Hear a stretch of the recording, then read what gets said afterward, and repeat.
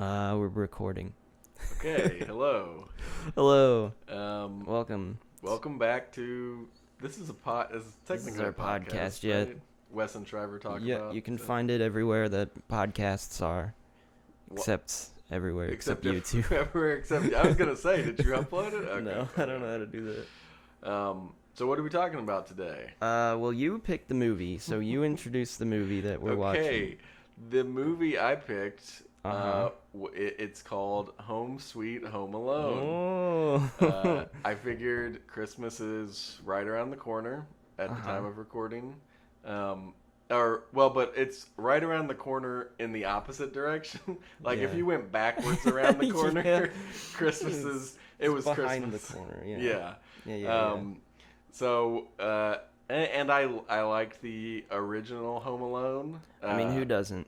Yeah, it's a classic. And my nephew had seen this movie, and he said he liked it. He's 9 years old though, so so I took that into consideration, and I don't know. It just kind of seemed like a nice little lighthearted pick, and here we are to discuss it. Yeah. Here we are.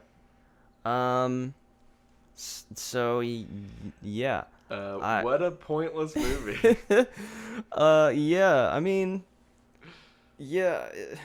I I kind of liked it, to be honest. I was wondering if we were gonna super disagree on this, but I did want to kinda liked it. caveat saying so. I say it's a pointless movie, and it's going to seem like I'm going to incessantly shit on it, but That's perfectly fair. before we get into it, it is a pretty. It's a fine movie. Like it's fine. Like it's enjoyable, and It's inoffensive. it's inoffensive. I mean I don't even necessarily mean this in like a terrible way, but it's kind of forgettable. Like you Yeah. I don't know. That being said, if you have a kid to watch it with, or you're looking for something lighthearted, you could do a lot worse. Yeah. So I say pointless, and we'll probably get into that a No, little I kind more. of agree that it is pointless. I But just kind of liked it still. yeah, it was like you're not gonna walk away upset, or it's not offensively bad. There definitely are a few people that walked away upset, I think. Oh yeah. I looked at the reception, and it's pretty hated. Yeah, It's pretty universally hated. I imagine a lot of the people who grew up on Home Alone and feel as if this is it is a sequel or a soft reboot, or it's not even a soft reboot technically. It's it is in the same timeline, Yeah. but Oh yeah. I could see them being offended because it's like it doesn't even feel like they try. Like you'd think like in an attempt to make a new Home Alone movie in 2021. There are some like interesting things you could do with it, but they were just like, like we'll make it with as little effort as possible. Like, Yeah, there was some fun things in it. I would say there was a cameo in there that was pretty cool. But yeah, it's interesting to me because I feel like every Home Alone after 2 was the same thing. It's like the same idea of like let's cash in and just make a shitty Home Alone movie that's kind of the same thing again. And this was like the same, but it's definitely not the worst of those, but it is like the worst reviewed, which I find really interesting. And I think from looking into it, I checked Wikipedia, and according to Wikipedia, when the trailer came out, it was like massively disliked. So I think there might have been some like review bombing of people that like just they watched the trailer. Wanted it to fail because it's a different like time now where like people are aware of companies trying to just cash in on something that's beloved and caring more about that now. That's what I was gonna say. Like, it probably has way more eyes on it than 4, 5, 6, even 3 maybe had. Yeah, and it's. Which may have some of those were probably released straight to VHS or straight to DVD, whereas this is like it was advertised for Disney Plus, and which is another. We can get into it later, but like the idea of like streaming fodder Like, well, we can get into it now. Basically, Sure. like, this movie released exclusively on Disney Plus, I think. Mm-hmm. And I just wonder, like, what the economics are of, like, you can tell, like, it was clearly on a budget. It's not like they broke the bank for it, and Yeah.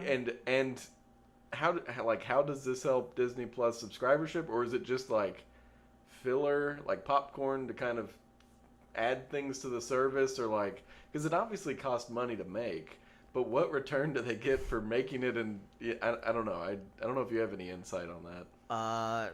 Not insight. I guess I can guess. I mean, when you make something that has like a name that people know associated with it, there's a group of people that are gonna, like, people that have Disney Plus are gonna like see this and be like, oh, I remember Home Alone, and maybe just watch it. So maybe there is.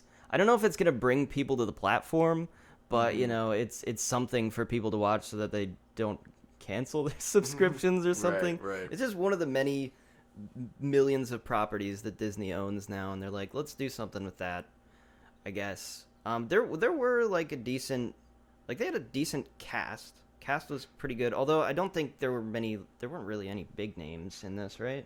No, yeah, I'd say like I mean, there was a lot Kenan of Thompson was in it. side kind of, not side, but like actors you probably recognize, but they're not like A-listers, which is fine. I mean, I didn't, I didn't go into it expecting it. Like, I think, is it Ellie Kemper?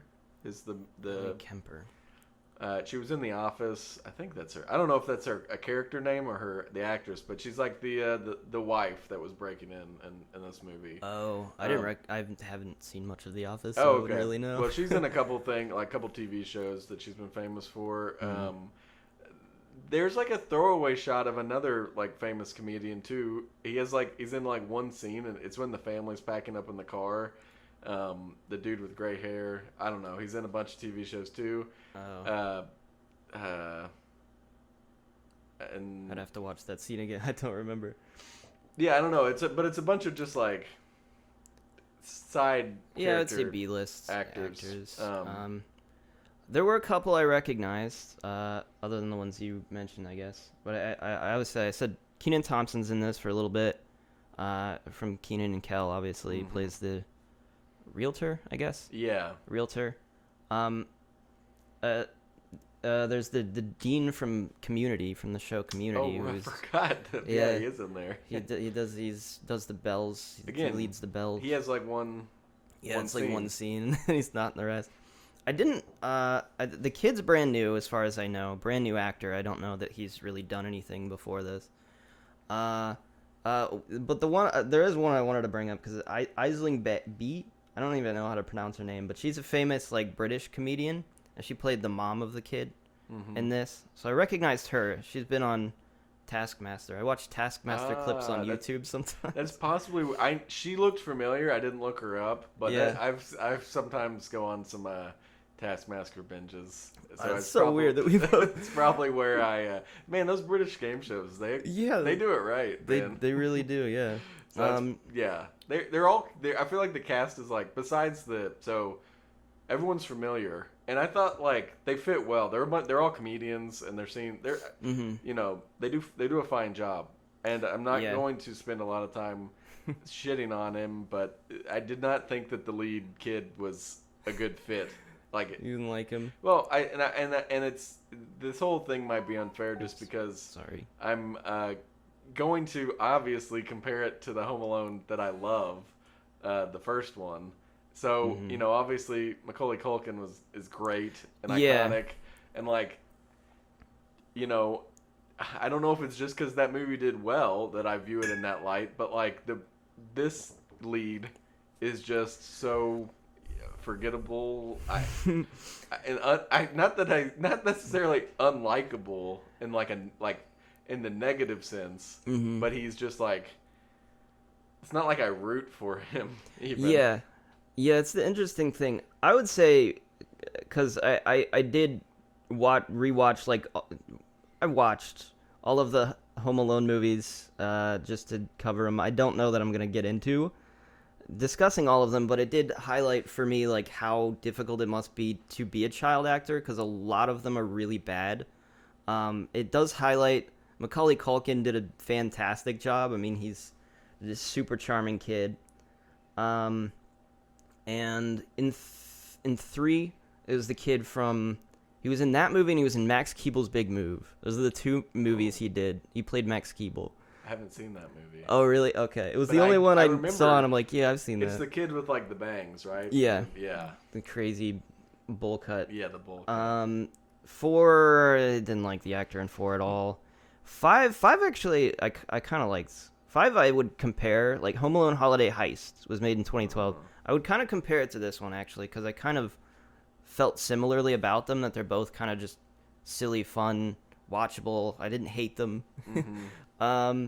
But the kid in this, honestly, I think he did a decent job. I think the problem is that they set him up to be a really unlikable character, especially in like the opening scene. He's like complaining, and then they go into this person's house, and he's just being like an asshole. And it's like you can't really. You're like, am I supposed to like this kid? He kind of sucks. Whereas in the first one, if I remember, Macaulay Culkin is kind of like forgotten or Kevin, I should just call him. Kevin is like kind of forgotten and like gets shit. Which I think they tried to do in this one, because I remember like a scene where he's in his house and everyone's too busy for him, but he just seems like a little more whiny and I don't know than I remember Kevin being.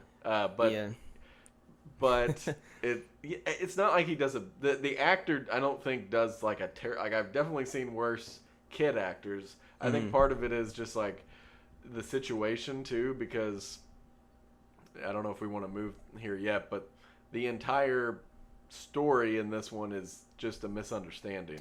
Yeah. So it's less of the kid. Like in Home Alone 1, cause that's the one I'm gonna have to reference, and I want you to chime in with any of the, because you've seen all of them now. Okay, yeah, I can. In Home Alone 1, it's like from the start, Joe Pesci is scoping out the house to steal it. They are criminals, hardened criminals who are trying to break in, and Kevin's like defending himself. In this latest one, it's the story starts, I think, it does a lot with the 2 burglars, quote unquote, in this, and their motivations for why they end up breaking into the house. They want to get this doll that's worth $200,000 that they think the kid took from them while he was over there for an open house. Yeah, and it's like tries to pull at your heartstrings, because it's like, oh, this is our family house, and we don't want to tell the kids that we have to sell it because the dad can't find a job, so. At first, I was like, when they were sticking on that story, before like the doll goes missing, I was like, are they really building these people? Like, I wasn't sure exactly what role they were going to play. Yeah. Until it turns out they're the robbers. They think so. They find this doll and they think they find out it's worth $200,000 and would save them from buying the house. Mm-hmm. It goes missing. Doll.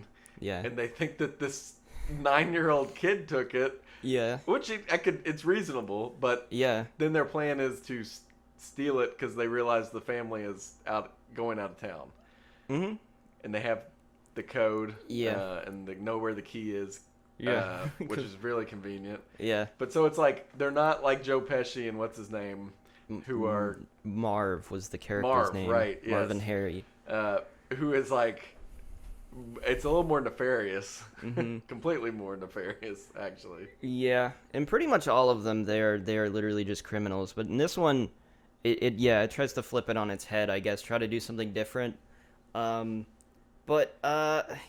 interesting. I found it interesting that I felt like they didn't clear up the fact that the kid, because I feel like you would feel maybe more on the kid's side here if they cleared up the fact that he didn't steal the doll from like earlier on instead of at the end of the movie where they realize that he didn't do it and then they're like, oh shit, well we really fucked up here. Yeah, through the whole movie, like you kind of think that he does have the doll maybe by accident, but then there's also this layer of as they're breaking in, they keep saying this like, we're gonna take the we need the ugly boy Yeah. back because it's this ugly baby doll. Yeah. But he misunderstands and thinks that they're trying to kidnap him to sell him. Yeah. Because of an offhanded comment by the dad where he joked that he sold his kids for, and so this poor 9-year-old making terrible dad jokes. Yeah, he thinks they're kidnappers and going to sell him into slavery or something. And they think he has the doll, but yeah, it's not clear from an audience perspective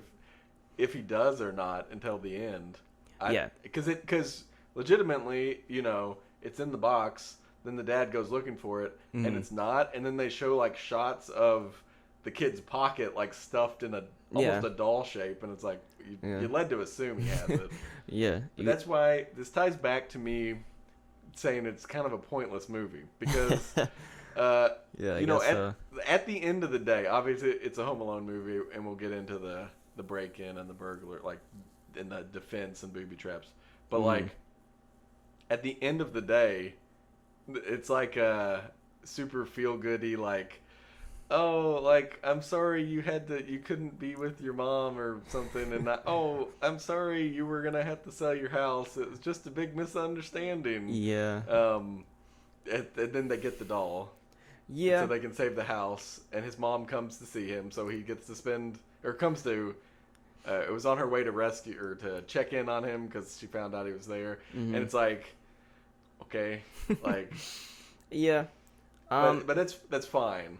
It just feels. I think it's what, at least in my mind, why it's going to be so forgettable compared to the first one, where it feels like Kevin is up against something, like kind of, actually, like they leave him hanging in a flooding house. I'm pretty sure, and they stop the drains, right, and turn all the water on. Oh, yeah, that's a different house. They do that, and they call themselves the Wet Bandits because they literally rob every house in the neighborhood, but they avoid the McAllister home because Kevin tricks them into thinking there's somebody home for the first 2 days he's there. Yeah, but at the end, doesn't he? I thought I remember him being hung on a coat hook on the wall. Yes. Okay. What happens is he runs to a different house, which is the one that the guy flooded, and then they hang him up on the thing there. Which was really weird.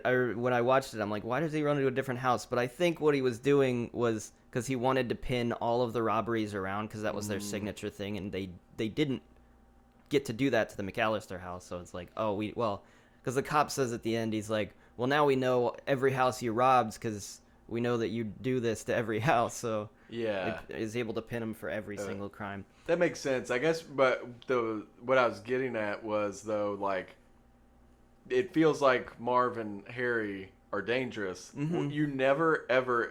What is the kid's name in this one? Oh, Max Mercer. Max. You never feel like Max is ever. Actually, that might be the actor's name. So not only does he never appear to really be in danger, even by accident, but the people going after the doll, aren't evil criminals. They're trying to they really aren't, and they're not going to hurt Max. And so there's just, and I know it's weird to saying this, but it doesn't feel like there's any stakes in a Home Alone movie. It's just silly, but I don't know. That's one of the reasons it's just I don't think it's gonna It's not gonna be a holiday classic. That's classic. For sure. And I thought that was an interesting thought I had of we think back fondly on Home Alone because we grew up with it, and there was probably, it was made. Purposely, it felt like it was made with purpose and a little more nuance and whatever, and so it's something we fondly remember. Yeah. My nephew, he probably could see both the original Home Alone and this one, and I was wondering would either of them really stick with him because there's just so many other options, and Home Alone is a good movie, but I don't know. I wonder. Because, he said he liked the original, but I probably said the same thing at that time as well, and it did stick with me, but I'm curious if 10 years down the line, it will be as, a classic to this generation as it was to ours. Yeah, the first two Home Alones, I think they deserve the reputation that they have. They're both fantastic movies. Even watching them back now, it's for some of these they're literally, I could see, like, especially Home Alone 3. I'm like, this would only be enjoyed. I would only like this if I was a kid watching this in 1997. I'm like, that's the only time I would like actually enjoy this movie. Otherwise, it's terrible. It's not for adults. Adults can't enjoy this movie. Yeah. But Home Alone 1 and 2, like, adults, kids, everybody can enjoy this. They're great. I wrote down. Okay, so they're both directed by John Hughes, who did a whole lot of he's pretty famous movies around that time. And the score was done by John Williams, who's like all-star, stuff in this. I like the little nod of Carol of the Bells. Yeah. In this one, because Carol and they do it. There's Carol and the Bells in the first one, John Williams, and then there's a scene in this newest one that uses. It's a different version. It's obviously they didn't get John Williams or even use his version to in the scene, but they use the song, and I was like, oh, that's little, there's some callbacks, There's some callbacks, but go ahead. Right, but yeah, for this one, I don't know. I watch it now and I'm like, okay, that's a fine movie. I think kids will enjoy this movie. But yeah, like for me, I'm not gonna like watch this. Every year at Christmas, I'm gonna turn to everybody and be like, we gotta watch Home Sweet Home Alone this year. It's the best Christmas movie. It goes back to the whole like streaming fodder thing, right? I know this movie it was made with a purpose, but like to the make original, money. yes, the original Home Alone though, it was made with a purpose to make money as well. Yeah. It's just like, it was made and it had to either be, people had to go pay in theaters or buy it on VHS afterwards. And that was the only avenue for movies to exist back then. Whereas now it's like, make some crap. This isn't crap, but make something and throw it on a streaming service. And it's like, that's probably part of the reason it won't be, memorable though, right? It's like, did they try? Was it made with a purpose? Like, I don't know. Yeah, it's hard. It's hard to say. The first poop joke occurs within like the first couple minutes. I almost wrote down the exact time because I was like, that was really fast. There's not that many poop jokes, but just be aware. It's content warning. Content warning. And cross-dressing. Oh God, no. My favorite part of this new one though. Yes. And like the physical comedy. Which is like, a big part of the first one too. I mean, it's probably the biggest part of the first one. But I actually thought it was handled pretty well, and the actors did a good job with it. Like the two burglars. Mm-hmm. I'm not even like a huge fan of like physical comedy. Like someone slipping on a banana. It's not. That you have to make it work for me. It can't just I don't always inherently find someone getting hit funny. Yeah. But I thought in this movie it was fine. Like for a Home Alone movie, it was fine. Like I'll say I mean, I find it interesting because a lot of the Home Alone movies, the actual part that I think people associate most with Home Alone movies is the like setting up the traps and the criminals running into the traps, and that's kind of the fun part of the movie. And for a lot of them, especially the first two, like that's just like the last 10-20 minutes of the movie, and then it's just over.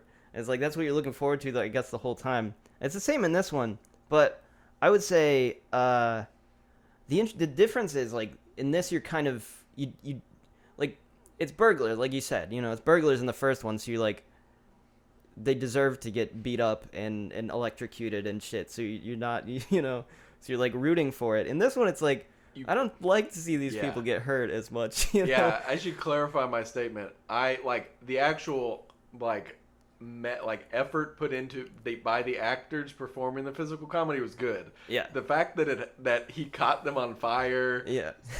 Like there was like a scene that I compared to if you've seen Saw 2, where she falls into the needle pit, the syringe pit. Oh, yeah.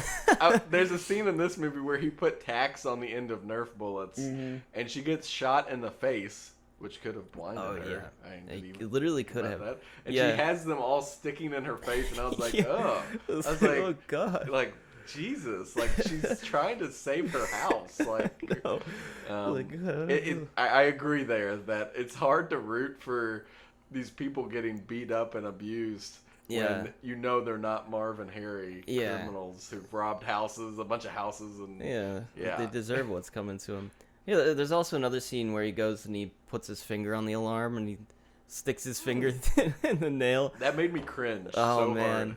that's There was kind of a scene. I guess maybe it's slightly an homage to. I can't remember if it's Home Alone 1 or 2 where he almost the nail. Yeah, but he doesn't actually step on the nail. Like he steps on it a little bit and then it pokes his foot. Yeah. But he doesn't like slam his foot through the thing. In this, it's like the nail goes into his entire finger. He put the home security alarm has a nail stick, like a small nail, I guess, sticking off of the button to press, and I was kind of like, how did he not see it first off? But he just presses it full force, and imagine it going directly into your finger. Yeah, I was like, God, it's pretty gross. That's violent. It's like Zombie. Yeah, it's like that scene in Zombie where Have you seen Zombie? Yeah, well, I've seen. I've seen the specific scene. Oh, okay. I didn't think you would know. I thought we talked about this on Disc. I think we've talked about it, and so I might have posted it at some point. I think we looked it up that night. Yeah, it's very pretty. Yes, you reminded me of we that. are comparing Zombie movie Sweet Home to.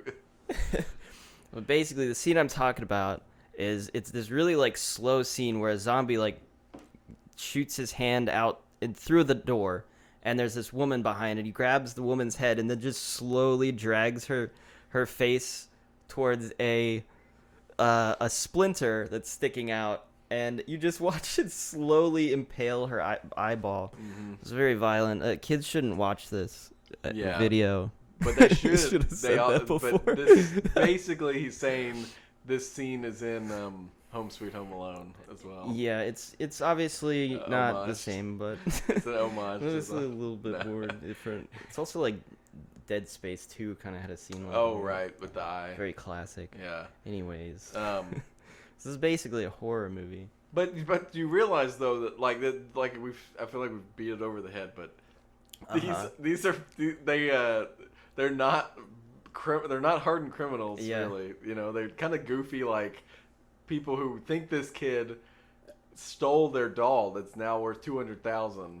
Yeah. And they're trying to get it back. Yeah. Though, one thing I could say that they might, they maybe deserve it a little bit is that they're really dumb with how they go about things, which is kind of a theme with the robbers in all of these movies is like they have to be pretty stupid to like at any point they could have just like talked to the kid or like not called the doll an ugly boy.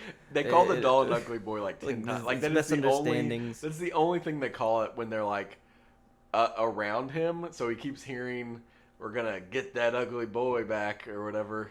And it's pretty stupid. Yeah. And they have to walk into all of these traps, so it's like there has to be an element of them not seeing these obvious traps coming and falling into them every single time.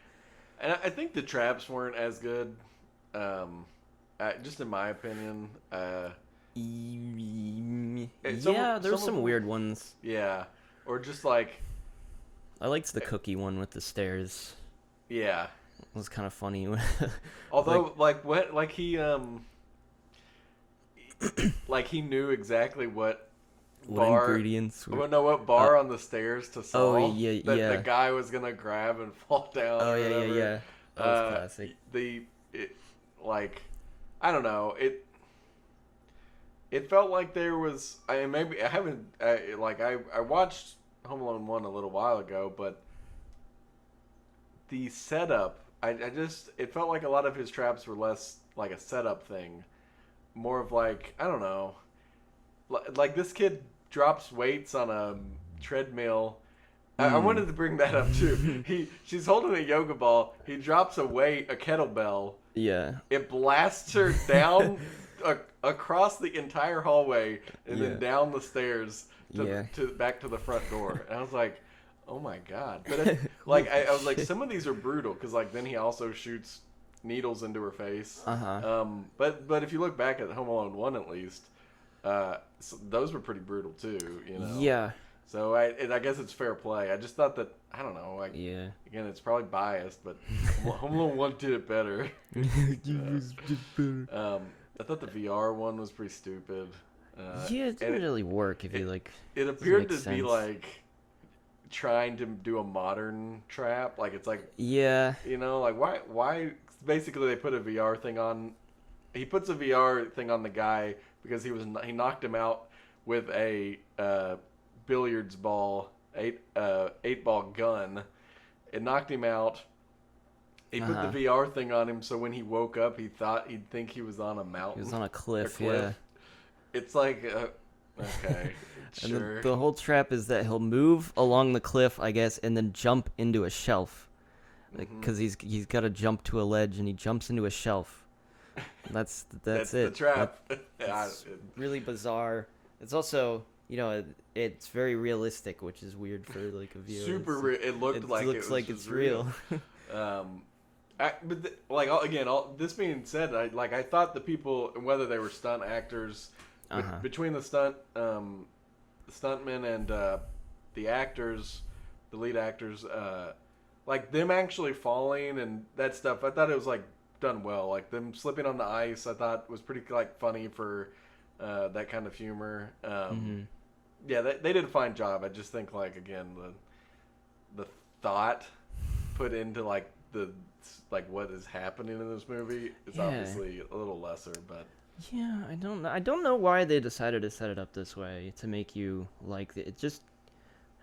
I guess it's just because it's weird and different, and they're like, we want to do something different, but it just doesn't make as much sense. I guess we kind of already talked about it, so I'll not dwell on it too much. But it's really like that's the crux of it. It just doesn't work. It'd be like if you had and maybe it doesn't work because how they did the previous Home Alones, where they are criminals and you don't want to root for them. Yeah. But like, it's not even that you're rooting for both characters. You're almost just like, I don't want to see them physically hurt. He burns her feet so much her shoes like burn off. Yeah. It's awful. Yeah. And I don't know. That's like the crux of it, I think. And then for it all to be a misunderstanding, that's why I started by saying it just feels like why did they do it? What does this say? Like, I don't know. Real weird.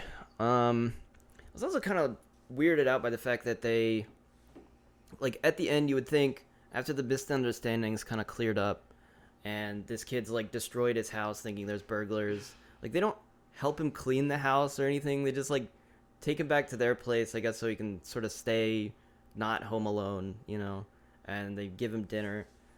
And then his mom comes back, finds him, and then they just like don't explain, try to like, I don't know, explain. It's very casual, like, yeah. But it's like weird because you would think they'd take some level of responsibility, having broken into their house. Yeah, they're kind of in the wrong here. The dad went to the house to try and be like, hey, I think your son took my doll. And the family is all leaving. Yeah. And he noticed it, like they say the alarm code out loud, which turns out to be pointless anyway because he's an idiot. He messes it up. Yeah. He gets it right the second time. Yeah, so the alarm code's 1112, which he goes, oh, that's a bad alarm code. Or somebody says that, and I was like, okay. Because it's so easy to remember. And then he sees where they put the hidden key, which I think is just under their mat. Under like a vase or like a pot or something. It's pretty typical. But so he goes back later to do it, to break in. Mm-hmm.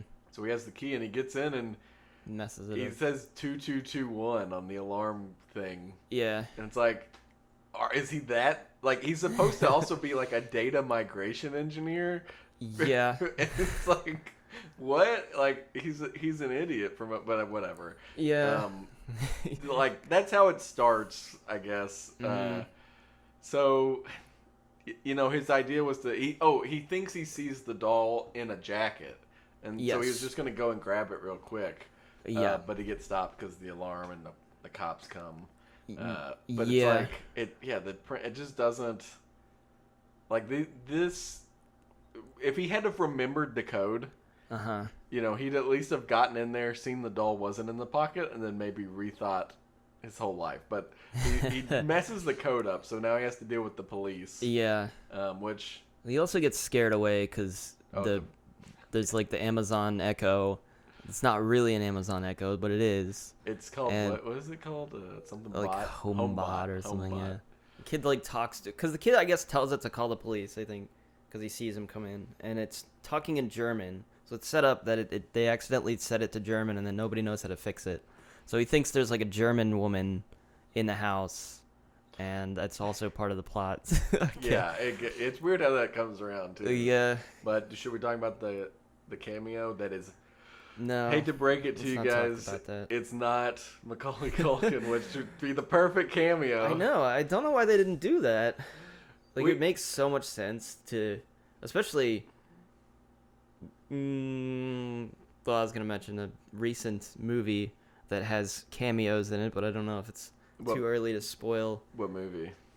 We can cut it, I guess. But I was gonna mention like Spider-Man 3, how it's kind of like the thing people are. The thing, it's the cool thing now. Well, I guess this was before, wasn't it? 2021. Well, Spider-Man came out in 2021. It was like the second. Yeah, they probably came around out around the same time, but that's gonna be a new thing. Or they're gonna put cameos that everybody likes in movies now. Yeah, I mean, they've been doing that for Star Wars. That's true. It's just it's a cheap tactic. But that being said, it's Disney. They can do it. They can pay him $1 million. Right. It would be okay. This is gonna be a tangent, but to let you guys know, the brother, the mean brother from I forget his name, Buzz McAllister, from his Kevin's family, his brother is the cop. Yeah. There it is. It's really cool. And it pans down, and in case you didn't recognize him, it says McAllister on his cop uniform. And he is kind of like. Weirdly, the mom starts like flirting with him because they're trying to talk their way out of it, and she says like, "Man, bet you're a stallion. I was like a tame or something." Yeah, if I wasn't married. Yeah, what? Anyway, it was a funny scene. I liked it. Anyway, it was nice to get a cameo. I guess. I mean, not nice. It was interesting because it ties it back to the same universe, I guess, and I guess same area. I don't know. And he says basically, it's the cop dismisses it. The brother Buzz dismisses it because he's like, my brother Kevin always calls in a prank call every year. Yeah, this happened a long time ago, like the situation that the call described. So it's not a weird thing to do. Isn't that illegal? Yeah. When did they said what Kevin's job? Kevin ends up owning like a home security. Yeah, he creates the home security system that's used in the movie, I guess. That you don't. Not real, but I was expecting like after that moment, because that all happens before like the real break-in and booby traps. I was like thinking, the home security system is gonna have like this wild, wacky built-in. True. It's just the. It's just a regular home security system. But they could have. Done if it was they could have done like Kevin has grown up and has a kid of his own. But I'm like, I don't think Kevin would ever forget his own kid though. But I think it would be cool if you somehow built a story where maybe Kevin and his kid are trapped somewhere and can't call the police, and they end up having to build booby traps together. Obviously, they wouldn't be alone though. But bring Kevin back, you cowards. Bring him back and. They're gonna. I don't know. I don't know how many Home Alone movies they're gonna do. It's just like I think I knew going in that there was a cameo in this. I knew it wasn't Kevin, but I think maybe my sister had mentioned. Yeah. And I remember just being like, "Oh, it's Buzz. Cool, cool." I mean, if they were gonna bring any character back, well, bring back the kid from the third one. Yeah. I don't remember his name. No, well, I don't know. Out of all the memorable characters, I think Kevin, but probably the robbers. One of the bring Joe Pesci back. Expecting probably not Joe Pesci because he's like 100 years old, but I was expecting the Marv, who I don't think he's done too much acting. Yeah, I didn't even like write down the actor's name, but his name's Marv. I don't recognize him from anything else but Home Alone. They could have done something like that. I They mean, could have. I do think like if I'm thinking logically and not nostalgically, like it makes sense for it to be Buzz. If you're not gonna get Kevin, I mean Buzz would be one of the characters that I would might recognize. That he would recognize. You know, Yeah. you could have. There's a lot of characters that you could have put throughout the series that I'd have been like, I wouldn't have even known it was a cameo. You know? Yeah. So I mean. Yeah, it's fun to see Buzz again, though. I guess. Yeah. He's kind of just an asshole. He's the bully character from the first two. He's kind of the one that causes the problem in both movies. Well, yeah, in the second movie as well, because he like bullies him during his little solo. Yeah, and so Buzz grows up and he's now that cop trope from the movies where he's eating a hoagie in his car and he doesn't, and all his goop and the insides of the sandwich are falling on him. Yeah, he's that guy, gross. which I think works. Like it's believable. But yeah, it's fine. He also kind of just has. He has a part, but he doesn't show up again, does he? After that scene. I don't think so. No, because there's no cops that ever really show up at all. Yeah. After that, yeah. After that. So yeah, that's all you get. You better like it. Yeah, you better like it. You better. It's not Kevin. Although Kevin is talked about, I guess. He's mentioned. He's got a name mention. There's nobody else from Home Alone in this movie. If you're thinking there. That's why if you're watching it as a big fan of like Home Alone 1 and 2 specifically, I mean probably don't unless you're watching it with a kid. Like it's not even bad. It's just probably if you have any hopes really of the connection or potential reboot of the series with Kevin involved, this is not it. So no, unfortunately. Yeah, where would you rank it? You've seen all of the movies. Interestingly, yes, I've seen all of the movies. I don't know why I did that, but I did. I want to mention. I told him specifically when I picked this out. I was like, I am not watching the whole franchise. Just as a heads up. I kind of like doing it though. You brave soul. Just for kicks, just to see like how they all pan out, how we get from point A to point B. If you catch my drift. But honestly, the first two are obviously the best. Do I have to pick one over the other? Yes. The first shit. I'm putting you on the spot. Oh, that's kind of hard. I think personally, I might like the second one better. Really? I don't know if that's bad to say, but I think I might. I think it might be because I remember that one specifically more. Because it was weird rewatching these. I wasn't even sure if I'd seen both Home Alone movies fully. And then, I started watching them, like, no, I remember these really well, especially the second one. It was like the scene with like the pigeon lady, and there's the Tim Curry guy, and Donald Trump's in the hotel. He is in the mix, yeah. Donald Trump makes this is a very important scene. But no, I remember it super well, and I remember watching it, I think, one Christmas, and it like had a big impact on me. I was like, that's really good. I really like this. It's very wholesome.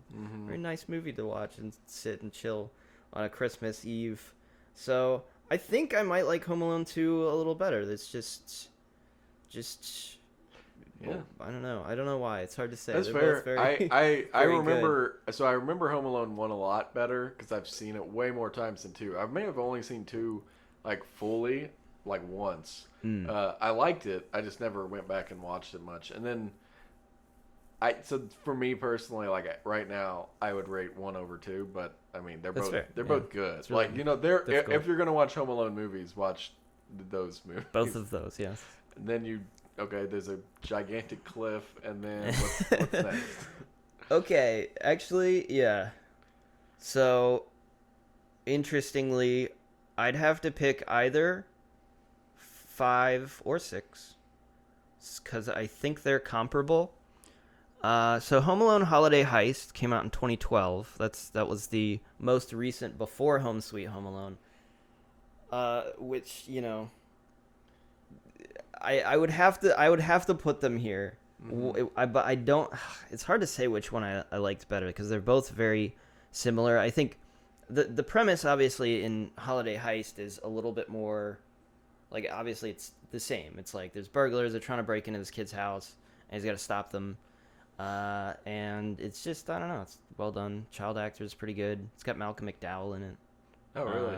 No. Yeah, and it's 2012, so it still feels like pretty recent. The other ones feel kind of dated in their time. But yeah, one of those. I don't know. I really don't know because I think overall I liked the actors better in this one. Like just overall, I think they're all really charming. There weren't any actors that were like, I hate that guy, you know. Right. As long as they're all charming and nice and you know. Like I don't know, it went fine. Yeah, it's weird because what it is now, like the direct to streaming, is kind of like what used to be direct to DVD or direct to VHS, but it is definitely a level of quality better than those type of movies, I think. Yeah.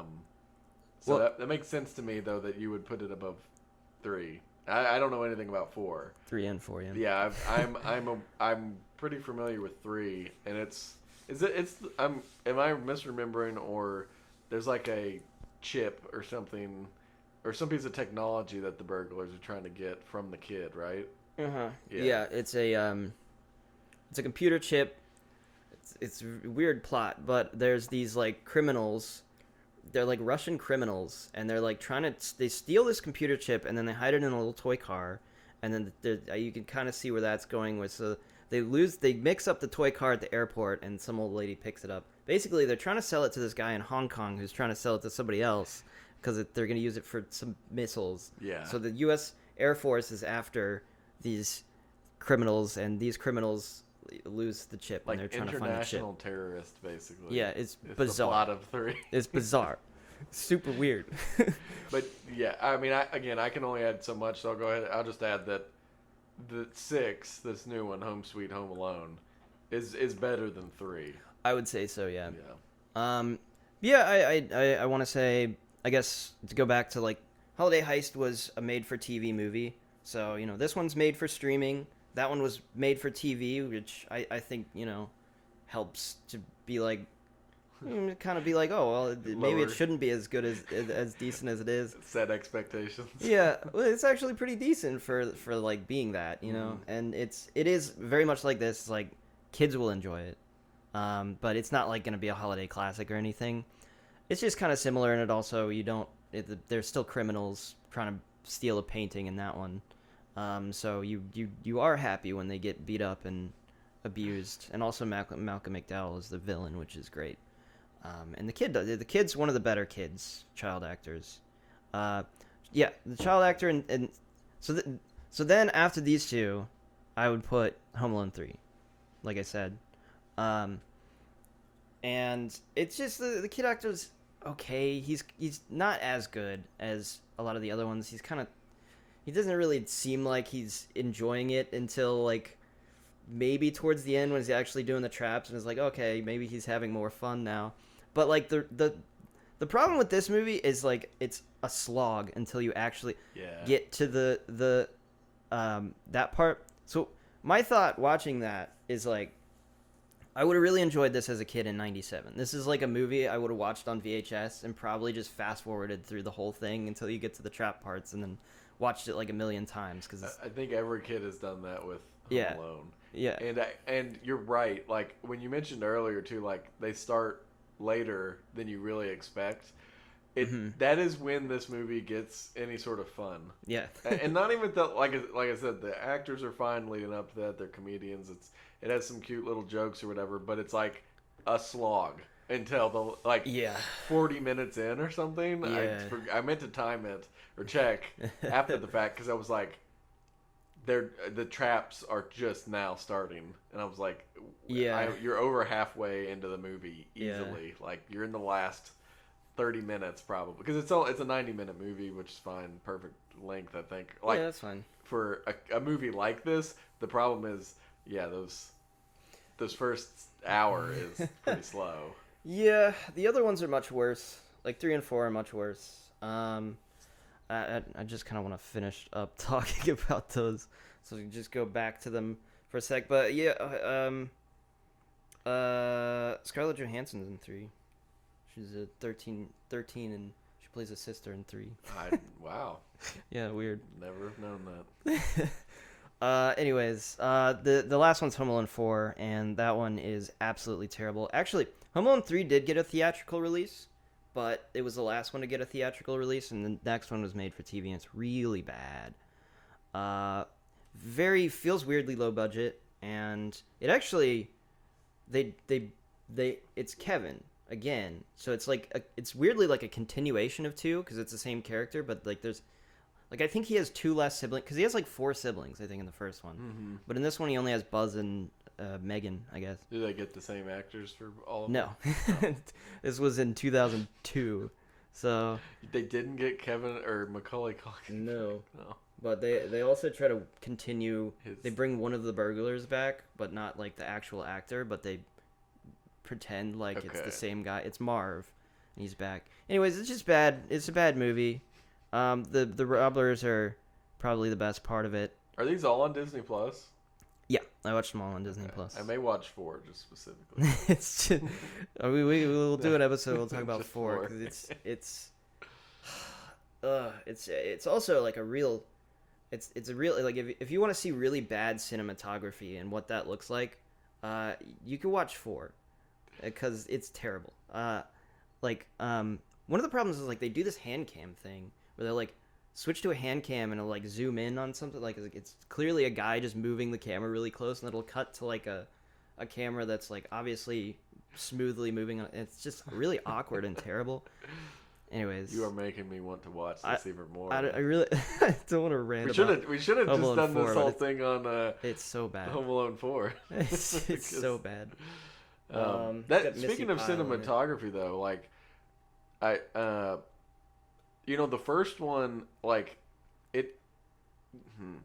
I remember it being like, obviously it's not some work of art like we talked about Skyrim, but I mean, it feels like a movie that had a budget, was made with a purpose. Mm-hmm. This one, I was trying to think about the word for it, but it's like it has that sheen of like it doesn't look like they knew how to operate the cameras. It looks okay, like the sets seem fine, but it's like a dollar store or something. You know what I mean? It's not like it's offensive, but it definitely is not like, whoa, like that looks really good or whatever. You know what I mean? I don't know, like what I'm.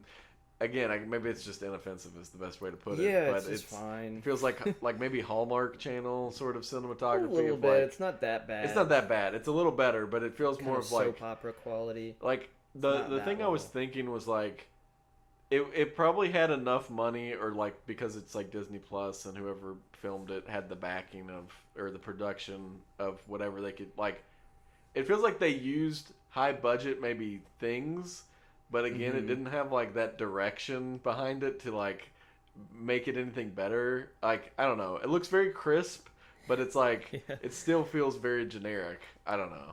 It's not anything special. I don't think they were trying to do anything huge with it. Just to push something that's okay. But why? That's watchable. But why did they pick Home Alone? Why not? Yeah, I guess so. Why not? Look at a million properties. I mean, if you're looking, like, if they're looking for something to cash in on the holidays, like, that's, like, the perfect thing that they haven't made a movie in for almost a decade. Yeah, but the thing is, I feel like there is, like, because of how beloved the original is, and the first two, like, it seems like one of those, and I'm obviously remakes or reboots or call it, like, continuing an old, like a long-awaited sequel, doesn't always work. But like, it seems like a property that if you put time and investment and like tried to come up with an interesting story that maybe continues Kevin's storyline, or if they put that time into it, it actually could have been a hit with not only the people who are nostalgic about it, but also been a new kids movie that's good. And obviously, you have to, like, I'm saying it as if it's easy and you just do it. But it doesn't even, they obviously weren't trying that at all. they just wanted to pump out a new Home Alone movie, and I'm like, it's Yeah. no wonder that when you said earlier that a bunch of people were upset about it, I'm like, Yeah. it's no wonder. Like you by not even trying, you're obviously going to piss off the people who like Home Alone. Yeah. Because there's a market, I think, for that nostalgia bait of making a good Home Alone Kevin sequel. You know? It seems like a movie you could like resurrect, a series you could resurrect and make it good, but they chose to instead throw some, I don't know. Yeah, it is interesting though, because I feel like back in the day, like they were just pushing out Home Alone sequels, like every various different periods of time. But like I don't think people cared as much. Like, you know, Home Alone 1 and 2 are classics, but so push out Home Alone 3 and people are like, well, my kids like it, but I don't care about it, you know? And it's like, do people, are people going to be as upset in 1997 that they made a third Home Alone movie? You know what I mean? Whereas now I feel like it's sort of got this legacy that kind of just grows. And I think it helps because of streaming services now allow you to just watch everything at any time. So maybe people just didn't notice as much back in the day, and they don't care. Like, people don't get pissed off as much that they made like Home Alone 4, Home Alone 5. Yeah. But now they make Home Alone 6, and it's like there's this expectation that's it's also different. a decade later. Like, there's such thing as like, right? Isn't it a decade later? After the last one they made, yeah. Yeah. The last one was 2012. So like especially these days, there is also something that like fatigue. Like if someone was releasing a new, I'm trying to think of it, like if there was like a childhood movie that had just kept pumping out sequels every 2 years, you know, what was the Land Before Time? Mm-hmm. Eventually, it does like, oh, the new Land Before Time. Why is no one excited for it? Well, there was one 2 years ago and it sucked because obviously. But like with this, it's like kids who enjoyed the movie back then are now at an age where they may have kids that would enjoy a new Home Alone, and it's been 10 years, and it's like, oh, it's Disney. I don't know. You know what I mean? Like it's I just felt it's been like 30 years since the originals. Yeah. So like, those people could potentially have kids. That's true. That would enjoy it, and that's what I mean. Is like you could make a movie that gets because like you said, there's also like this weird like cult, like not cult following, but it's like a cult classic in that it's not in that it feels like its popularity grew even more over time. Like it's regarded even higher now than what it was back then, and that could just be because of globalization and people's opinions are heard more on the internet. But like, man, I guess so. it there was potential there, but they just chose, and it makes sense because why put all this money into a sequel of a 30-year-old movie that's a kid's movie that's not that serious? Yeah, you know. I guess instead they just threw some stuff at the wall and were like, "It's Home Alone." Yeah, but I guess what I mean, I guess, is like I feel like they put the same amount of effort into the fifth movie, Holiday Heist, because it feels very similar to me. And then they like do it now, and people are like super pissed off, but they weren't pissed off about the other one, you know? Yeah. But like I guess you have a point that it is like 30 years now as opposed to 20 years. And it's also I like, although they seem similar, I feel like there's a big difference that from made for TV to now Disney Plus. Like people, I guess way more people within the first 2 weeks of this movie being released. Mm-hmm. They've probably like the number of views that the amount of people who have seen this movie compared to 5 is probably like dramatic, you know? Yeah. That's, I guess. Or 5 at the time, you know? Probably, yeah. Even now. I mean, how many people went back and actually watched 5? I did. You know, I know you did, but I just mean like in general. No, and so, good point. I mean, they're all on Disney Plus. If you really wanted to have a marathon, you absolutely could. I did. And I mean, it's fine. We talked about this super critically, but it's like at the end of the day, people are gonna watch it and be like I'm sitting here thinking of a Home Alone metaverse or multiverse, where we bring back Kevin and maybe all the Home Alone kids go to like a therapy group. and blah blah blah blah blah. And meanwhile, my nephew's like, I laughed when they slipped on the ice. I'm like, Yeah. okay, well, yeah, I guess that's what I'm trying to like pin down. I guess is like there's a lot of factors that are different in now than there were. Because there's definitely like, they do. I mean, even in, I guess 2020 was when they started to release like actual theatrical films on streaming services same day. Like HBO Max has like the new Matrix movie came out same day in theaters, which is crazy. So, I mean, Netflix was pushing out a bunch of films that were pretty high quality. And so maybe there is like more of an expectation if you're putting something on a streaming service that people expect more from it than they might have. Yeah, it is interesting to think about. Like that might, for me personally, like I try to like eyeball thing. Like I would never, even if we hadn't planned on discussing this, I would have never seen Home Sweet Home. Like I mean, just like seen it as an option.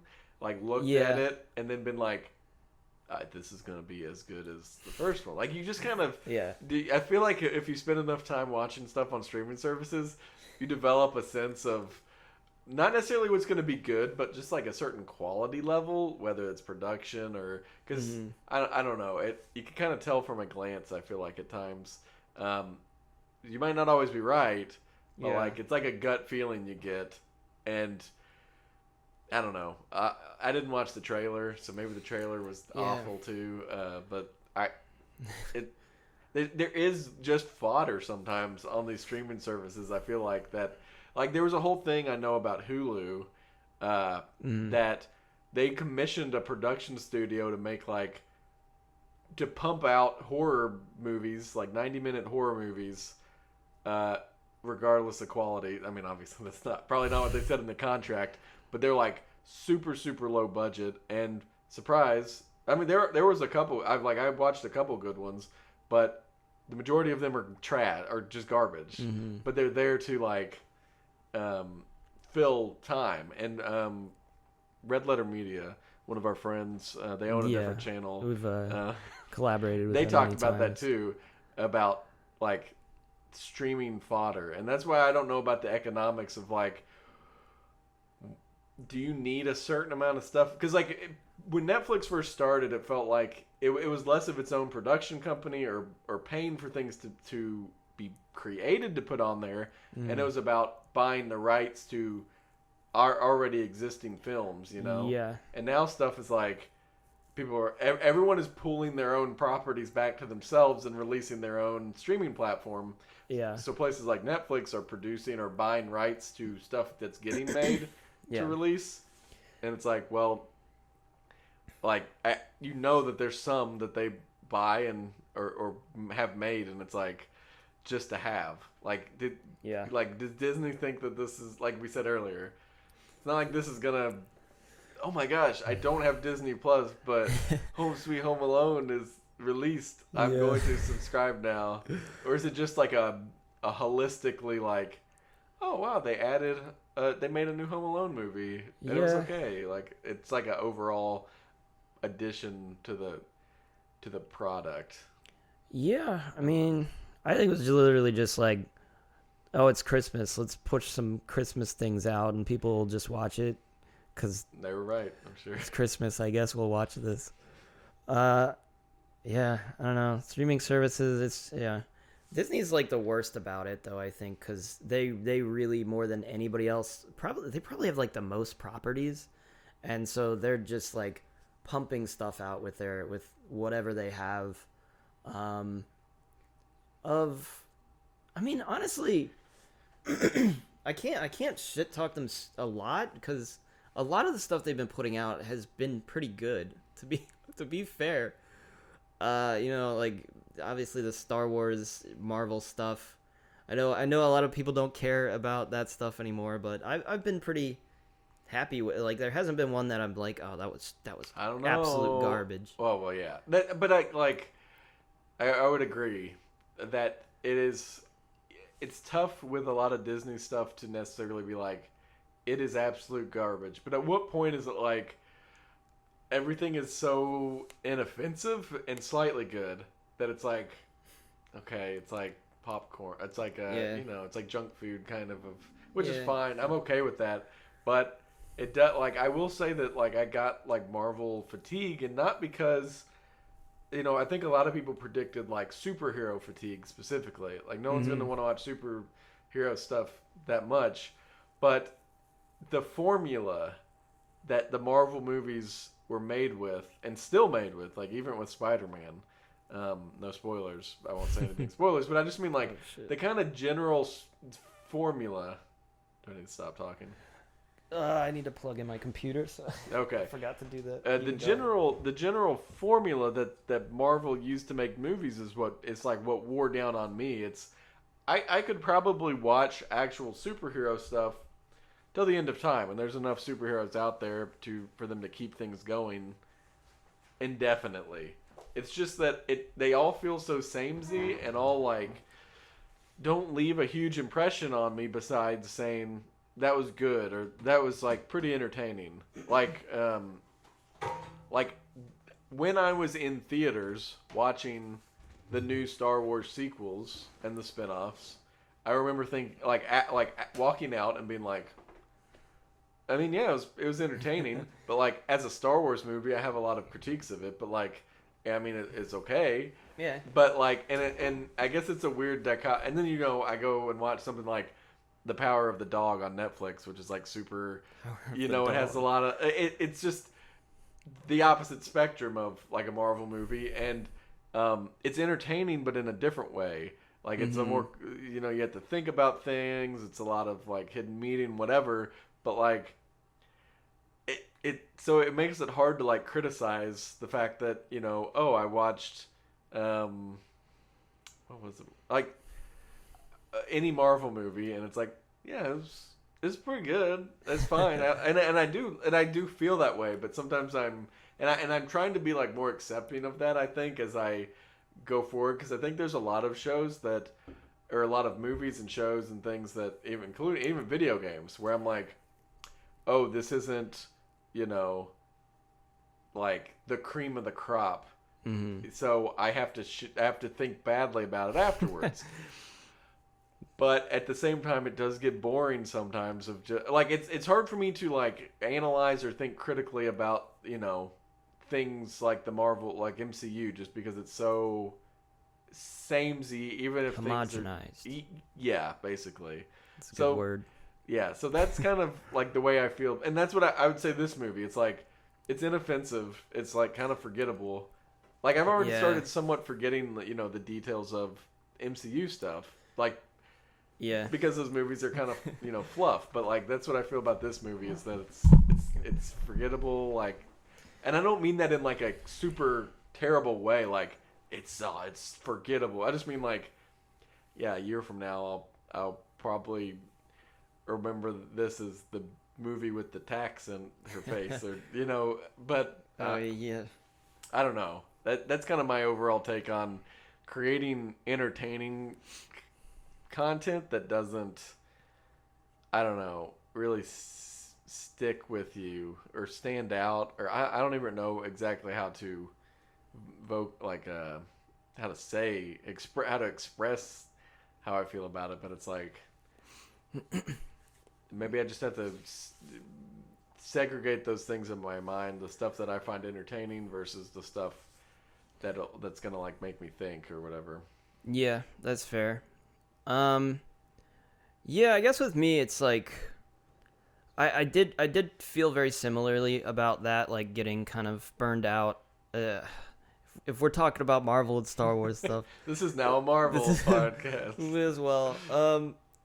Yeah, I felt burned out after I think Endgame. I was like, I don't think I care about this anymore. But I've been pleasantly surprised because I didn't watch. I think before that I didn't watch Captain Marvel. Captain Marvel was kind of boring.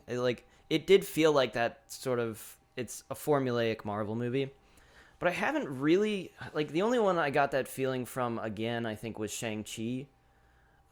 You said you liked Shang-Chi, but I felt like one was kind of formulaic. I liked it, but it's like, it's not like I'm like, I may never, ever rewatch Shang-Chi again. Mm-hmm. I don't really care to. Mm-hmm. You know, I feel like that with a lot of Marvel movies. I feel like in that I liked it. It was entertaining. Yeah. But I'm never. I cannot imagine a situation where I go, of all the movies that are available to me right now, I'm going to select Shang-Chi. And it's just weird that, like, I don't even mean that, like, it's not really a knock, because I did like the movie. I was entertained by it. But, like, it doesn't really have any depth beyond that for me, you know? Yeah, I guess that's just the thing for me is, like, some like, I've liked what they've been doing with the TV shows because they feel very different from what they've been doing before. So I don't know. On one hand, I'm like, yeah, I get that feeling of, like, burnout because I didn't know if I cared after Endgame, and then I'm like, I'll watch Loki, and I'm like, oh, that was pretty good. I liked that a lot, you know. And then I'm like, oh, I don't think it's superhero burnout or Marvel burnout. I think it's just some of the movies are just kind of forgettable, and, like, it's just we're putting out this, and it's like it's just formulaic, and it's just like, who cares, you know? Yeah, I mean, I would tend to agree. Like I liked Loki, but again, it's not like and I thought it was different. You're right. It was kind of something different, but at the same time, it still was just like it was kind of entertaining, which is all it probably meant to be. But Yeah, I guess I liked Hawkeye too. it's like it feels like all. It feels like it's this sheen over all of those, like, everything they do with them. And I'm not saying, oh my gosh, Disney needs to, because I personally didn't even think that Joker was that good, which is DC. But you know how they it just feels like I still don't know how I feel about that movie. Even if they do slight variations, it never feels like it's like different or experimental, or like they go out on like, it almost feels like they try and trick us by being like, this time this is like a different, like, we're doing this with Loki, like, but it's really not like that, you know, like, there's not any, it doesn't feel like the stakes are any different. It doesn't feel like it's trying to tell, like, it still just has that, like, that Marvel sheen, the MCU Disney sheen over it. I guess. I don't know. I think we'd have to define, like, what exactly the elements of it are that are, like, the Marvel things, you know? Because I can kind of see what you're saying, but at the same time, I'm like, well, like, like, with that, is it I don't know. Like, what is it about it that's like, oh, this is Marvel? It's like, it's got to have a villain. That's something that people point out. I think our friend Jason talks about that, how there's always got to be this, like, some of the movies don't need it, and then they always, like WandaVision was a good example, where they kind of just, that's the one he didn't like, because they create this like powerful villain that they've got to fight at the end, and he's like, why did they do that? And it's got a kind of a point. That's kind of what I mean, actually. The beginning, like, WandaVision kind of hooked me at first, and then it ended up letting me down. Mm-hmm. In the same way. I mean, maybe it is specifically because of that, but, like, it's like it is they do entertaining things, but it's not always like it doesn't always end up being interesting to me. Like, if that makes sense. I don't know. There was a plucky, silly sidekicks. A lot of these, they've got to have, like, a comedy character in everyone, and, like, dramatic moments intercut with comedy. Like, Yep. I don't know. I watch these and I tend to enjoy them all. They're like, I cannot really think of a Marvel movie that I was like, that was offensively bad. Like, that was garbage. But, like, Thor: Dark World. I mean, it's not offensively bad. It's not. But a lot of people would suck. say that's like, but, like, so I think of that, and then I think of, wow, they're coming out with the Moon Knight series. Moon Knight is such a cool character. Yeah. I will probably be entertained. I'll probably watch it. But I don't think that they're going to do his character justice, you know? And but at the end of the day, I'll probably be like, it was Iron Fist. Oh yeah. That shit sucks. Oh no. No. I, You know, I feel like I thought Iron Fist was okay. I didn't think it was great, but I heard people say that it was the worst shit ever, and I'm like, it's not that no, bad. I mean, that's what I mean, though. I guess it builds up in a way because I like, and this is gonna start warning. I will probably sound like a pretentious asshole here. No. So don't, so skip this part, please. But Everyone basically, skip like, this. I think because there are movies that I like try to take more seriously or hold to different standards or expect more than just being entertained by, because that's the case, I feel like eventually watching these like movies, some of these movies like the Marvel movies that feel purely for entertainment and not doing super interesting things, but you still have fun with them. I feel like it builds up over time, and I'm just like, I get the same experience from each movie or show, essentially, like boiled down. It doesn't like make me think hard. It doesn't make me question things, and I think eventually that adds up. And then I'm like, oh well, then that's bad because it's not doing thing. I mean, I have fun with it, I guess. But like, is that a good criticism? Saying that it's not like super interesting or it makes me question anything, or Yeah, that's fair. But it's not fair to it because it's probably not trying to do that, Yeah, I wouldn't call them high cinema, but I mean, I feel like a lot of it is just because they're action films. Like, aren't most action films kind of like that? It's like, it's just guns, people shooting each other, explosions. The Matrix. I haven't seen it. Don't spoil. No, I mean the original Matrix. Yeah. And, That kind of stands out though. That stands out a lot. Like there's some. There's obviously like some, but there's a lot that aren't. You're right. Yeah, and so it's more of a turn on Die Hard, and it's like it's a good movie, but you don't have to think about Die Hard that much.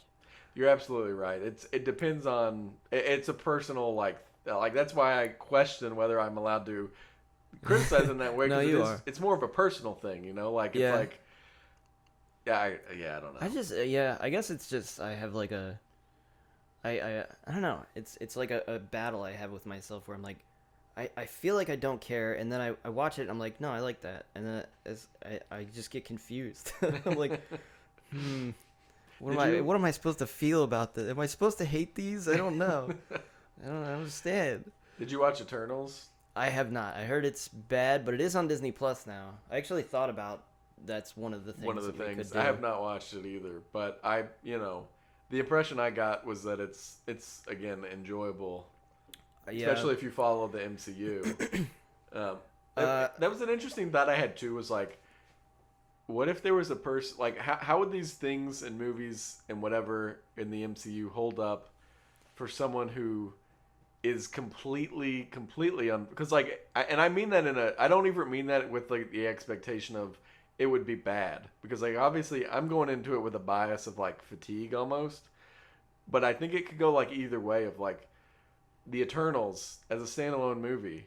Is it good, or would people not even necessarily be lost, but like does being the part of such of the cinematic universe help it? Because there's like the stakes are more, and there's ancillary characters that this is gonna affect and whatnot. Or like, does this movie exist? Can I go watch Eternals having had my mind wiped of all other MCU stuff and be like, that's actually what the hell is awesome? You know what I mean? Yeah. I mean, I feel like they at least try somewhat to make them stand on their own. At least when they do like the first in a series, they try not to tie it that much into other stuff, but then they do. There's cameos and cool things for the fans, but I don't even mean from a like what actually happens in the movie sense. I mean, you could even have a movie without cameos, but it technically like it's an MCU movie. Yeah, people are gonna go see it anyways just because it's an MCU movie. Right. Yeah. It was just a thought I had of like, does it actually help it, or is it hurting it by fatigue? Or in the long run. I mean, I think overall it probably does nothing but help it. Like, yeah, I think you're right. If people are literally just gonna watch it because it's a new MCU film. Like, compared to like who would watch it if it was just something that they'd never heard of. Yeah, I think for me, I definitely think overall it helps it. I think for me personally, it's part of what's leading to the fatigue. But I think you're 100% right of that. Like, people are like, oh, it's the new MCU movie. Whereas if people didn't, what if people like secretly didn't know, or it wasn't in the marketing, and it's like Eternals, they're like gods. Would people go see it? I don't know. And then you find out it's an MCU. It's like what was that movie, Glass? Oh yeah, people that one was. Or no, not Glass. Split. Yeah, Split was not. People obvious. weren't, and then it was like, whoa, like that's kind of cool, right? It is really cool. Yeah, surprise people. Never gonna happen with MCU. Well, maybe, I don't know. Maybe not. I'm trying to think if they did. I don't think they have ever done anything like that. Never really blindsided anybody. No. Maybe early on they might. Did they do? They don't. I don't think guess they did. the first Blindside is, the beginning of the MCU, Iron Man. Yeah, Iron Man, Incredible Hulk. Was that technically? I don't know that. It was. I do think it because it had an end scene, an MCU end scene where Nick Fury shows up. Okay. But it's Edward Norton, Yeah, and he never actually came back for the role, so a little weird. But I don't know if that was a shock. It's not really. Doesn't really matter that much, honestly. Yeah. So Boba Fett. What do you think of the? I have not started watching Boba Fett, but I plan on it. There's only like 3 episodes out. It's been okay. I mean, I really like The Mandalorian, but this one hasn't like hooked you. Yeah, but I feel like it is partly like it has to really wow me. It has to do something crazy, That's what a lot of these things tend to do. Is they have like some element that like shows up. Like I can spoil a little bit of like WandaVision, right? Because they have X-Men. What's his name? Quicksilver from the X-Men movies. He shows up, and it's like, whoa, that's really cool. But in the original movie that she was in, it was the other Quicksilver. But it makes sense. Yeah. Kind of. So they make the joke that she recast her brother in the show. Loki. What does Loki do? Does Loki do anything? Well, Loki has the benefit Loki of has being a bigger, and it's like the benefit of being like a multiverse, So they have cool. I really thought that one thing I liked about Loki was, and what stood out to me, the best variant was the old Loki actor. When he's on that planet, and it's like for the one episode. Well, it's a couple. But I think it was just the one episode. Was it? I think it was Loki's 2. only got like 6 episodes. It's like 8. Oh, it is just 6, isn't it? Yeah. I don't know. I thought that was a cool throwback to like the OG Loki. Yeah, he's got the the cool. There's like, I think Loki benefited from it's like its stakes are kind of like. It bends all of the rules that we knew before, kind of, I guess, because there's variants and the guy who's holding off. I don't know. That's what interested me in the first place, and the design of like whatever that bureau is, the time I think it's called the Time Bureau. Yeah, it's the time. Yeah, really, just like the kind of design of how they used like the old FBI sort of aesthetic, like typewriters. Yeah, it's that's old timey, cool, but. Pretty dope. But yeah, it does. It is just kind of setting up this multiverse idea that they're doing. Just how all the recent films have been trying to do that. Yeah, this multiverse is gonna be cool. It's gonna be mad. You guys better be excited. Oh, it is gonna be mad. Yeah, we'll see. Well, we talked about that. Anyway, for a bit. Thanks for watching our podcast about Home Sweet Home Alone. Yeah. We talked for 20 minutes about this. I mean, it is a Disney property. Yeah, so it's like related. This is a good time to talk about it because we never really have. Of just it was the tangent of just putting like entertaining stuff out.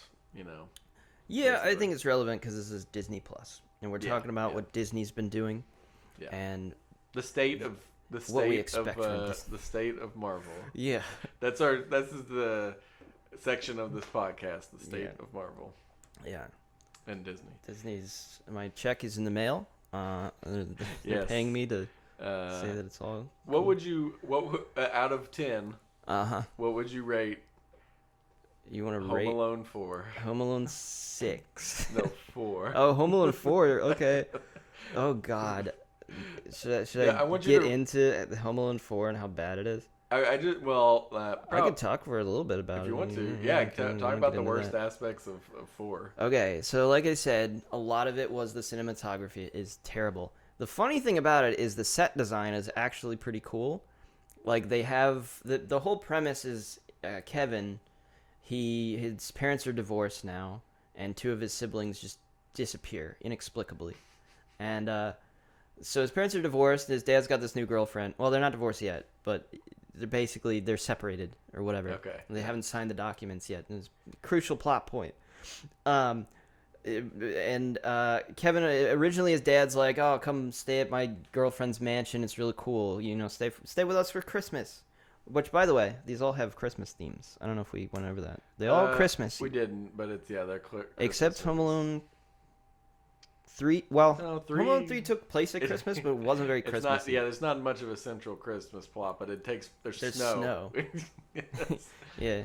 Anyways, yeah. So, and Kevin originally is like, no, because he sees his mom would be upset. She wants him to be home for Christmas, and she doesn't want. She's basically jealous because the dad's new girlfriend is super rich, and so she's like would be unhappy if he chose that he liked hanging out with the dad more than mom. It's this whole stupid Real quick, thing. Is there a subtitle to this one? Like, what's the title? Home Alone 4: Taking Back the House. That's what it's called. Thanks, I just needed that for the extra context. Yeah, it's a very important subtitle, but it is the only other one that is Kevin, and it's a continuation. It's real weird. But then they're mean to Kevin as per usual, and Kevin's like, "Screw you guys! I'm gonna go stay with my dad in his cool mansion." So she's got like a smart house mansion thing. So it's actually kind of cool because they have this like pretty elaborate set of like a mansion sort of staircase with a thing going down. And his room is actually really cool for like 2002. I was thinking about this. I was like that is a room that I would love to have had in 2002. Because it's cool because it's like really spacious, and then he's got like an arcade machine in the corner. He's got like 100 TVs on his wall, and there's a whole gaming pad. And so the set design. So I wrote this down that I think the entire budget went into set design, and everything else is terrible. So the special effects are really bad. The cinematography is really bad. Some of the practical effects are cool. Like he floods the bathroom at a point, and then the burglars are in there, and then they like open the door, and then the water comes flooding out, and it literally fills the mansion. It's like kind of cool. I'm like, wow, they literally filled this whole set with water. Wow, it's kind of dope. But other than that, they recreate a lot of scenes. That's something I noticed, is that a lot of the later movies, especially, not so much Home Alone 3, but 4 and 5, they really like to like recreate some of the classic scenes from Home Alone. Like when he's in the bathroom and he's singing and dancing, and they like to in Holiday Heist they do that. I just slapped scene. my hand on my cheeks. Yeah. Cologne. So This is why we need a camera. Eventually, when we get when this channel gets 100 subscribers, I'll get a camera. We'll buy a warehouse and we'll set up Yes. an elaborate set. Yeah, they do that scene in Home Alone 5 where he smacks with the aftershave, and he's just like, eh. That's what he does. Yeah. He's like, huh, that didn't really hurt. That doesn't hurt. Why would you scream? Why would someone scream after putting aftershave? I don't know. Like, it wouldn't hurt, right? No, it wouldn't. I've never used aftershave. I mean, it only hurts if you have like an open wound. Right. So if you messed up shaving, but I don't think Kevin even shaved. That's super interesting. Yeah. Home Alone actually sucks because of that now. It's wrong. It's wrong. The lore is wrong. So I keep talking about Home Alone 4. Yeah. There's no recognizable actors in this except for somebody named Missy Pyle. I saw her. She plays one of the burglars. She's actually the wife of Marv. This is important Home Alone lore. Marv is now the leader of the bandits. He's got a wife. Also, his mom is in this movie, and she's actually the real mastermind behind everything. Yeah. What? She works as a maid for the dad's girlfriend, and she's she's the inside man. Oh. She's playing is secretly hers. Wow. There's a misdirection where you think it's the butler, and it's not the butler. Not. He's actually a nice guy, even though he is an asshole for the whole movie, and it's the only reason everybody thinks it's him. Missy Pyle, I saw her, and I'm like, I've seen this person. She's literally been in like a million movies. So you like see her face, like I don't know, you see her face, and like I'm like, I recognize her. She's just been in a bunch of movies, just like so many movies. She's just got like a recognizable face. It's real weird. I'm looking her up right now. Okay. Oh, yeah. I feel like I've seen her in a bunch of right? movies. You just like see her, and you're like, yeah, I've seen her in something, a million things, I think. Galaxy Quest. Galaxy Quest. Big Fish. She's in Dodgeball. She's in Dodgeball. Yeah. Charlie and Chocolate Factory. She's like in everything, you know. And Yeah. like I saw her, I'm like, what the hell? Why do I know her? And then French Stewart's the other guy who plays Marv. Doesn't look like Marv at all, but they kind of steal the show. They're actually really good, really funny. French Stewart I looked up, and he was in a lot of movies around that time, but hasn't really been in anything recently. But yeah, the rest of the movie kind of goes how you'd expect. You know, he sets up traps, and then nobody believes him, and then the end of the movie he stops the criminals, and then didn't they believe him? They're really, well, yeah. After they're tied up and the cops are there taking them out, they're kind of mean to the girlfriend in this. Like, she loses everything at the end. I don't know why. She's kind of mean to Kevin a little bit, but you know, she didn't really deserve to. Do we have her life ruined? Yeah, it's like everybody leaves her and she's left alone for Christmas, and her butler quits, and she's supposed to have a party with the royal family, but they decide to party with the McAllisters instead. They're like, we're gonna go. I feel like there's a movie trope of like, is she like a little bit? I mean, I'm gonna use harsher words than she probably was, but is she like a little bit bitchy or prissy, kind of, or whatever to anybody? She's kind or of like uptight, or like she's possessive of the dad. She like wants this relationship really badly, but the dad's like kind of is stuck between his family and his wife. He's still married to her, and so he's like on the fence of like, do I go with my cool rich girlfriend or my wife and family?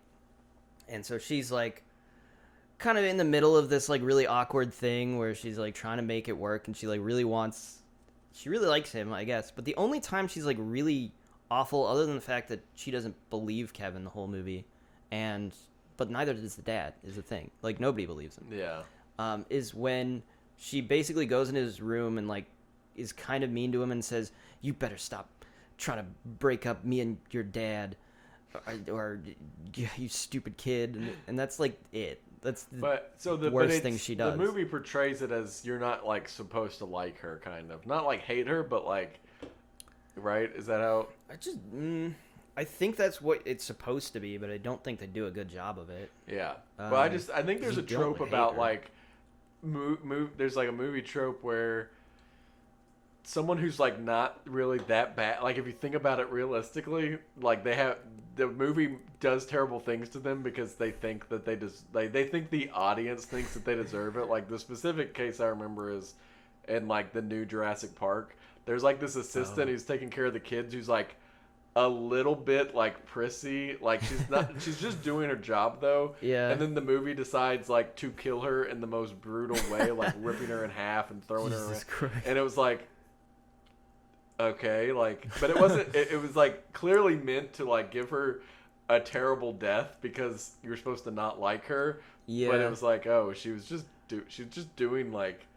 She may have been a little bit rude, but it's, you know, so there's other examples. I probably saw it on TV tropes or something, but that's what when you were mentioning that, I was like, oh, she wants to keep her boyfriend. Yeah. And it's like trying to make rich, this relationship work. So ruin her whole life to make, you know, at the end. Everybody hates her. She deserves this. Right. Yeah, I think it's something that they do more in kids movies because it plays better for kids that are gonna just hate somebody that's like an adult and ruining everyone's fun. Yeah. But when you're an adult and you're watching this, it's like she's kind of normal lady just trying to make her relationship work. Yeah. Like, I don't hate her. You kind of feel bad. Yeah. Like, I get it. Yeah, that movie's pretty bad. Out of all of them, I would recommend skipping all of them except for the first two. But if you have to watch... If you have to watch 4 of them... If you have to watch 4 of them, then it would be the first 2 and then the last 2. Last 2, yeah. Yeah. If you have to. I don't know what situation you would be in that you would have to. These burglars broke in and forced you to watch 4 Home Alone movies. Tie you up. But you stopped the burglars because you had booby traps. Yeah. And you were all by yourself. Yeah. Yeah. Home Alone, so to speak. Yeah, someone should make a movie out of That'd this. be pretty cool. I think I'd watch that. I would begrudgingly watch the 6th one. Yeah. Yeah, that's really all. I mean, that's all I had. That's all I really have to say about it. I mean, you could technically, I don't know. You could say that this episode, we picked the 6th Home Alone sequel to talk about critically, kind of. But we just wanted to have fun with it and, talk about how bad or good. There's a lot more I could talk about with the other ones, but... I mean, I'll let you just go if you want. I don't want to. Okay. You've now watched if we want to call this all 6, I'm like, well, I haven't really got... There's a lot more I could say about Home Alone 3. I would hate to have put you through the ringer of watching all of them, even though I told you not to. But well, you just said you weren't going to. I wasn't. But I definitely was. If you feel bad and want to about having watched them and wasted hours of your life possibly of watching them, you will never get that time watching Home Alone 4 back. Oh gosh. There was Home Alone 3. They play the theme song from the John Williams Home Alone themes. They play it for the first 2 seconds while the title comes up, and then they never use it. All they could afford. I was like, oh, cool, it's still Home Alone, and then it's not, and it's terrible. And you see the kid, and you're like, what the fuck is this? Who the fuck is this kid? Also, yeah, I'll put this at the end. This is not for kids, this podcast. Yeah, the movie is. The movie is. But, we should probably not put that at the end. You should probably put that at the beginning. Well, that way, once the kid watches the whole thing, they can go, wow, it wasn't for me. I'll forget about it. That's just...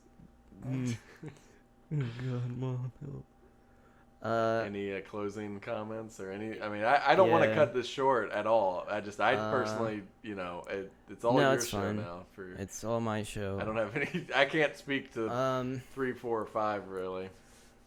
Yeah, I mean, we'll close it out. I want to say that I do find it a little refreshing to go and watch something that's clearly made for kids sometimes, rather than watching something that's made for adults. And it's I could really supposed to think about it. And then it's something like this. It's it's just stupid. Mm-hmm. It's fun. You don't have to think about it, and you're not supposed to. Because if you think about it, it's much worse.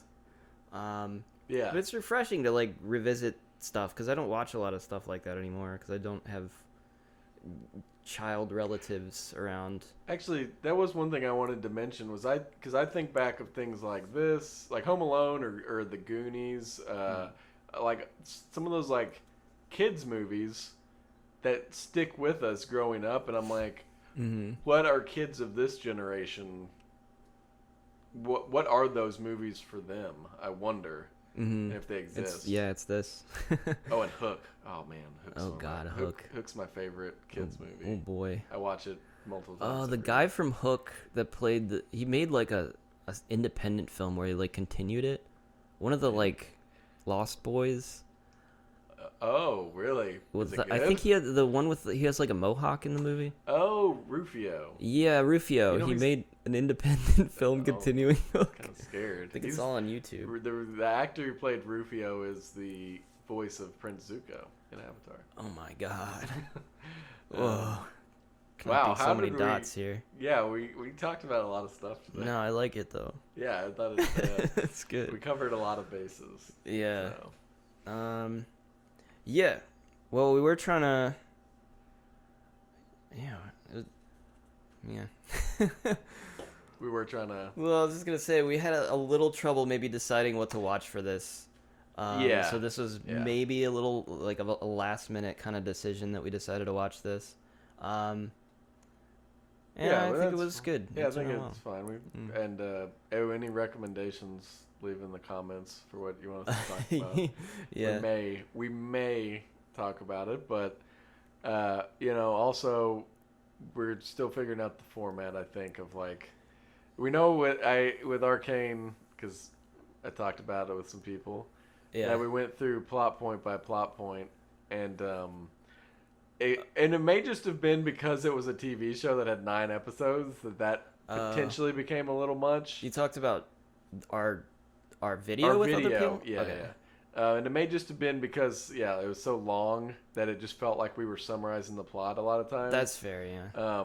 But yeah, we're still figuring things out too, so we'll take any recommendations and but this one I think at least my intention was for it to be a little more just kind of a little casual, like a fun movie that without any, like I said, you just kind of watch it and it's like a kid's movie and it's a nice experiment for something like this. How much we have to talk about it, which it ended up being a decent amount. It's good, yeah.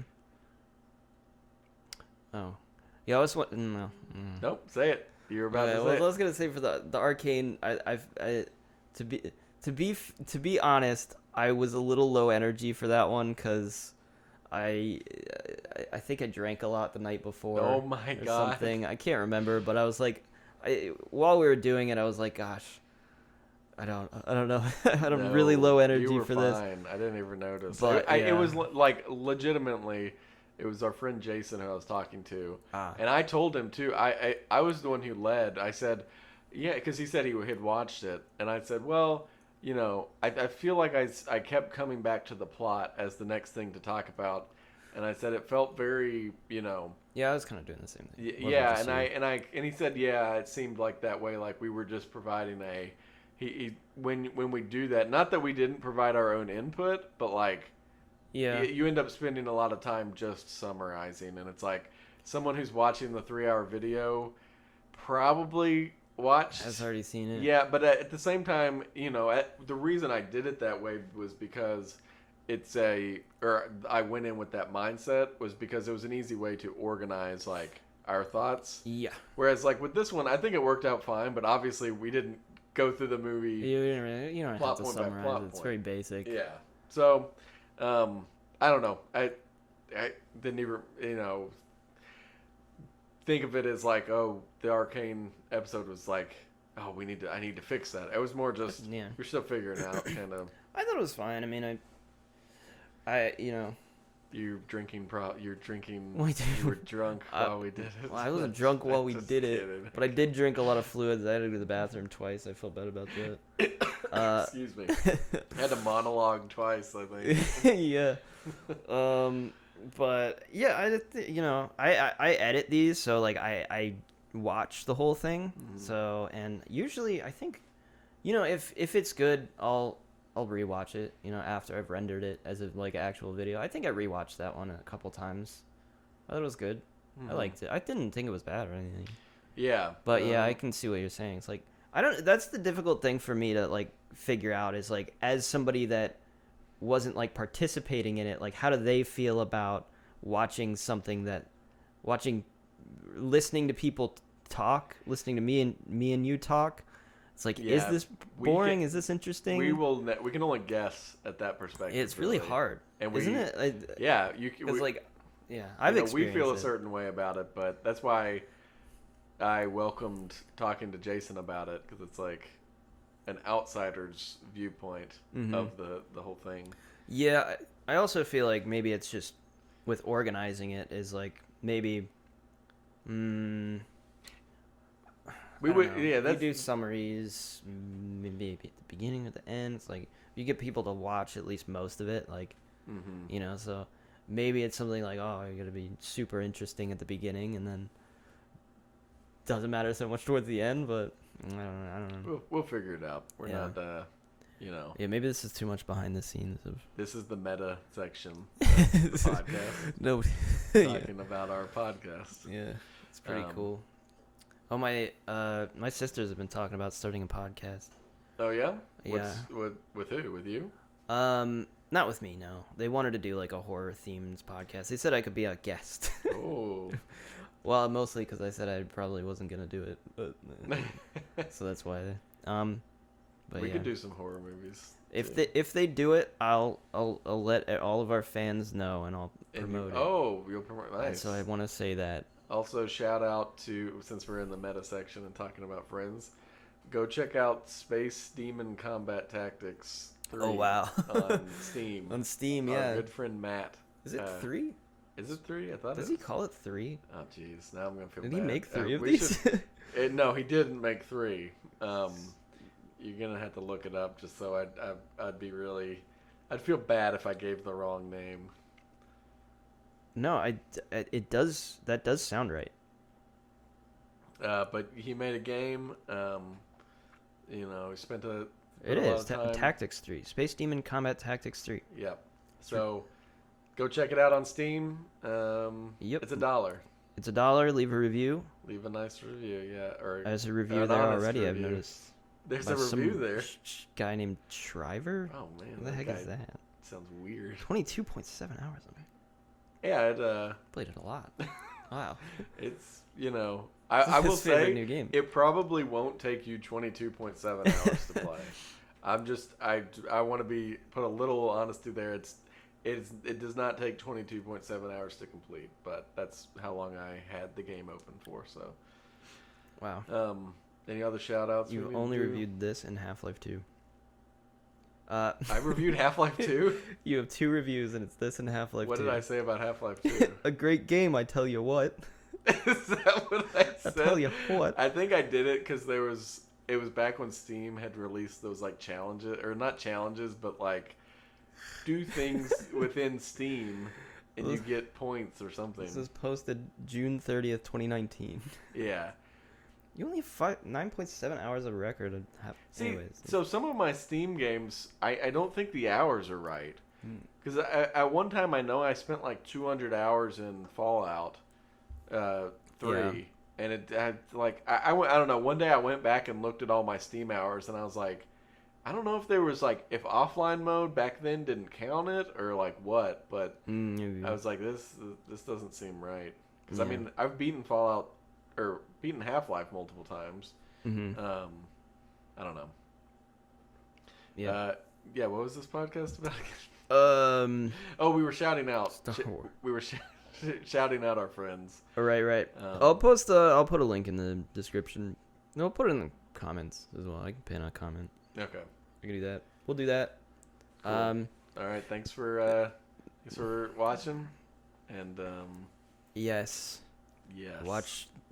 Keep watching. Keep watching and watch our watch our. I feel like our Silent Hill Downpour playthrough is really good. It's fun. It's a terrible game, enjoyed it a lot. but it's fun. It's fun videos. Yeah. To record. So I would recommend that. Also, we are very welcoming of all Five Nights at Freddy's fans. Yeah. Yes, Wes plays that, or I has play played it it all the time. He has played that game. That's all I'm saying. I have played it. I've thought about doing it again, and I haven't yet. I will. I do plan on finishing the 5th night, so if you are here from that, like, I will do it at some point. But yeah. All right. Maybe I'll play it. No, I won't. Oh, I won't play it maybe tonight. No, because we're gonna do Phasma tonight, I think. Oh, okay. All right. Thanks for watching. Goodbye. Bye. Is it off? No. Oh.